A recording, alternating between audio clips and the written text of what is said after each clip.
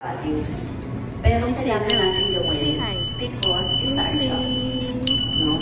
And dyan magagaling ang mga stress natin. When we're doing something, no? Identifying core values, ask ourselves, what do we value most in our lives?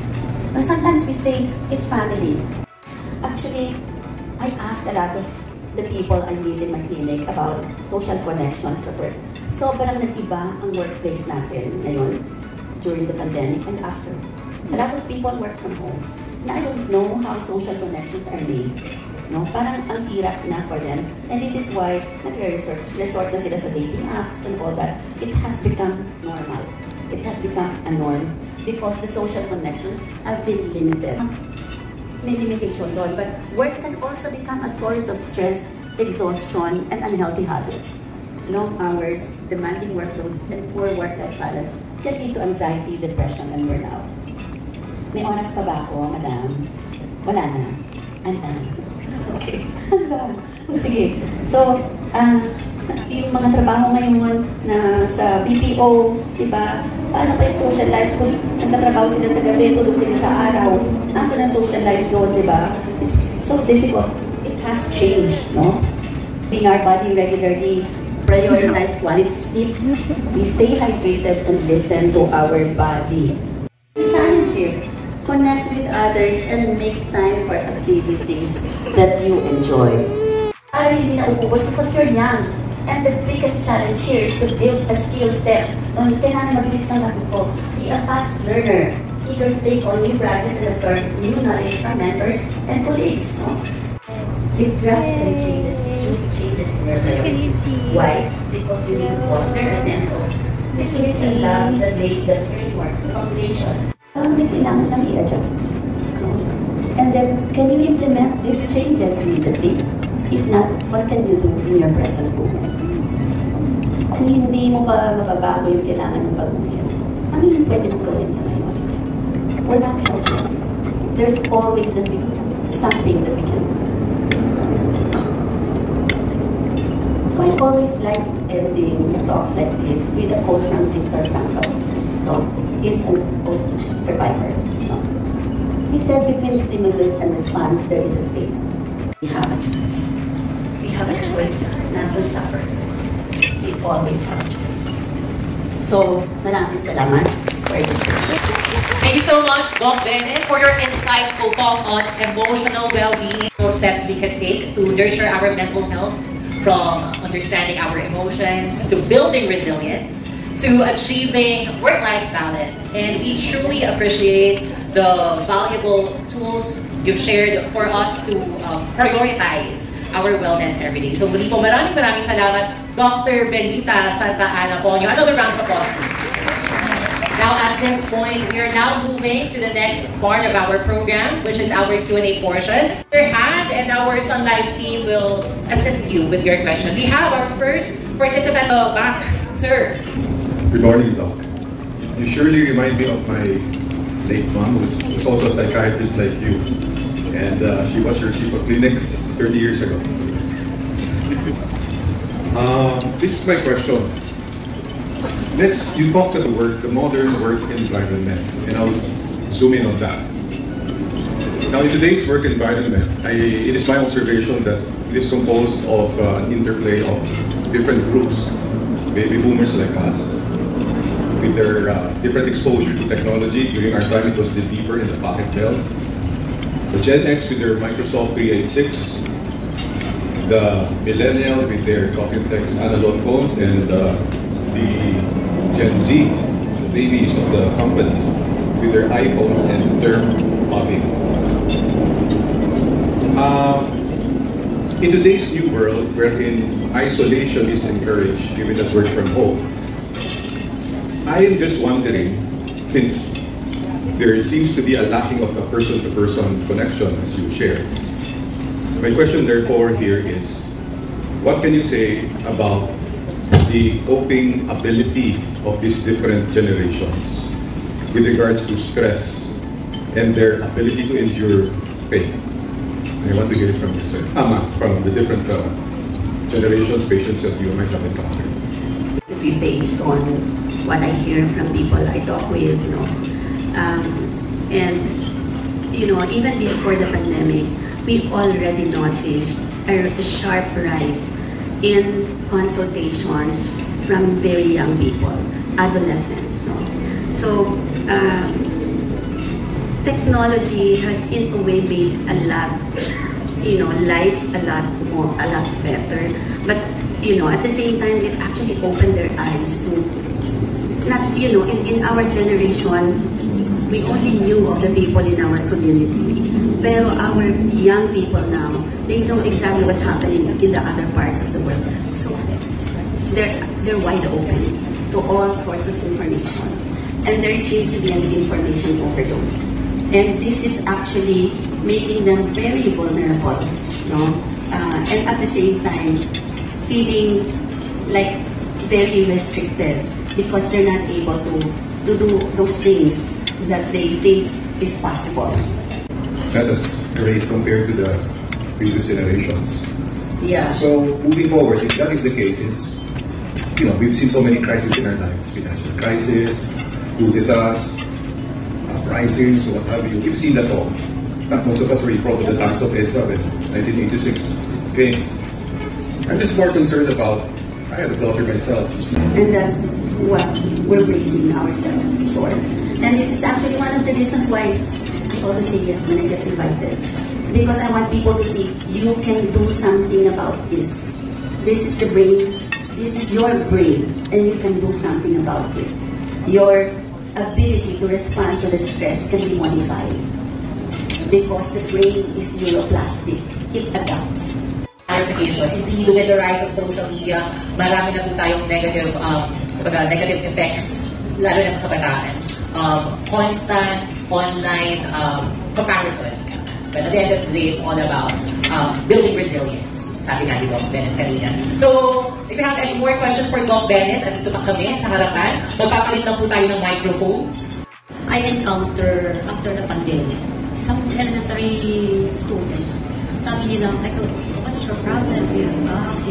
No, ma'am, I just stressed. So, how can we help those children? Actually, there has been a rise in the practice of mindfulness. And I think even schools are applying this to their students. Mindfulness, like I mentioned, is an easy practice. Because we really cannot avoid stress. It will always be there.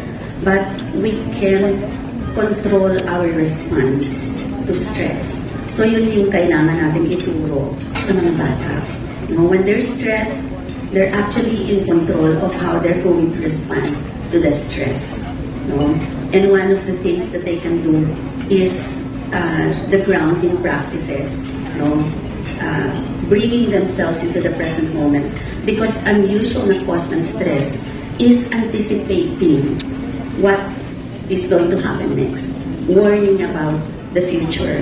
Worrying what will go wrong. We teach them how to be in the present moment. I always say this, when you stay in your present moment and you deal with what needs to be dealt with in your present moment, the future is actually taken care of. You do. But we're still experiencing a lot of, what's happening. There are certain celebrities that take their own life. We're left and right pa rin. So, kung isipin nyo, logically speaking, parang isipin mo, why are these things still happening in spite of? So, you did mention a while back that that's the next. From COVID, that's the next. So, my question is, this is a general question, though. Kasi madaming, because of the pandemic, there are different kinds of psychological problems. There are people who are bipolars, different degrees. When you say the psychological things, they have different degrees. Let's just put it at the bipolar, because that's the most, should I say famous? Should I say famous? Common. Common. Yeah, it's the most common. So, question. So, sabihin na natin, category of people, they had bipolar. So, may mga people, they are fortunate enough to gain medical attention through a facility or through, siguro, different kinds of support system because we need that, right? So, ang question ko ngayon, let's narrow down on yung classification na muna yung mga nakakuha ng medical attention.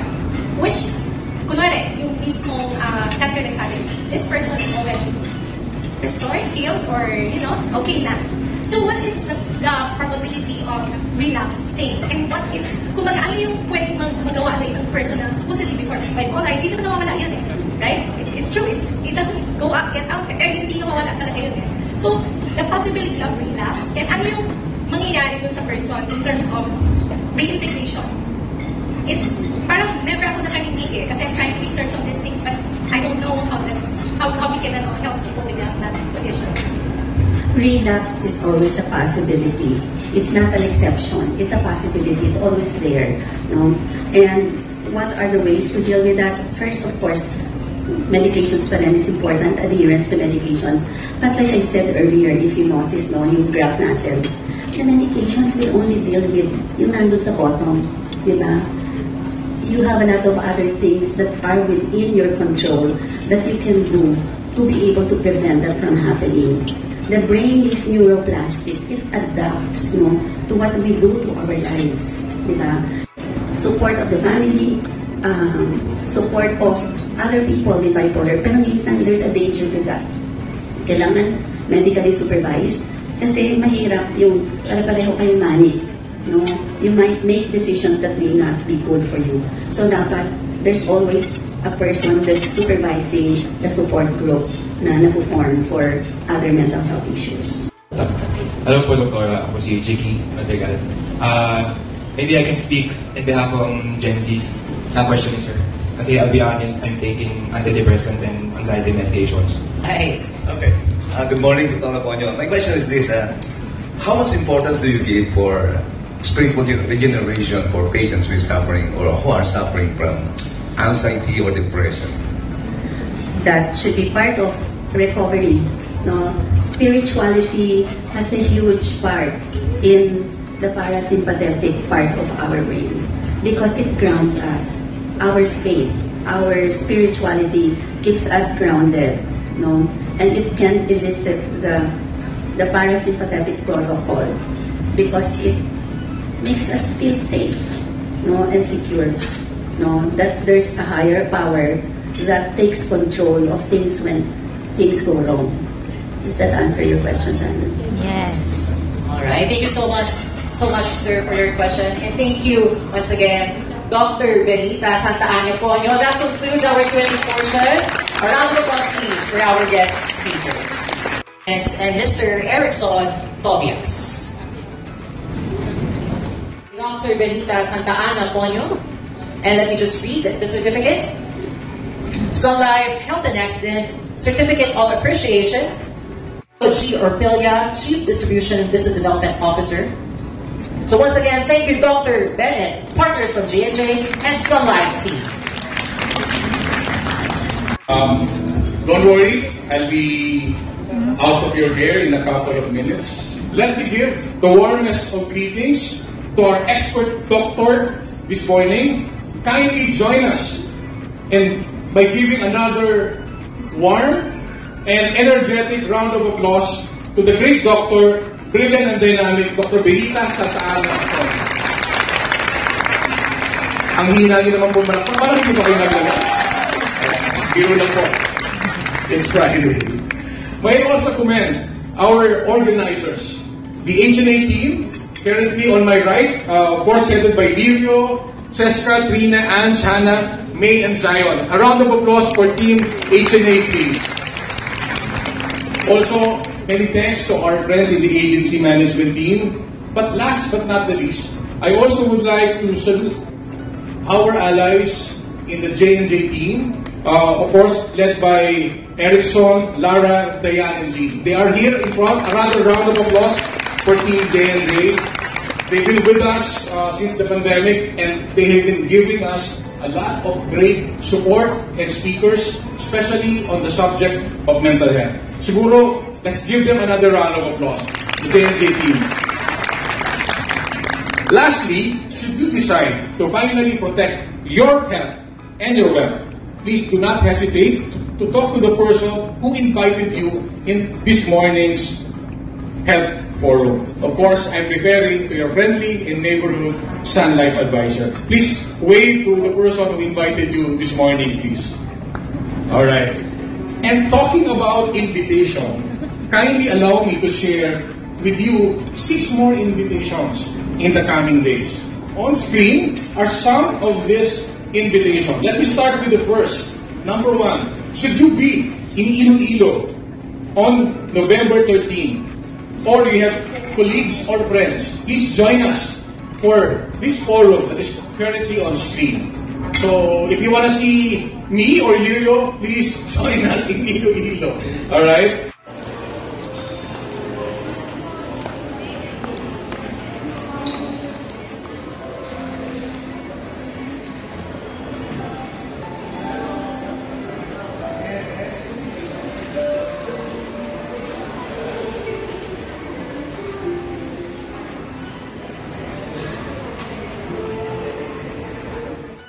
Bubble pop, bubble pop, bubble pop.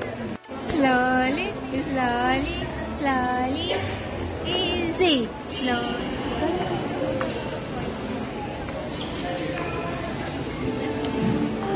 Uwi na kami. Thank you so much for watching, and don't forget to like, share, and subscribe to my channel. Bye. Bye everyone.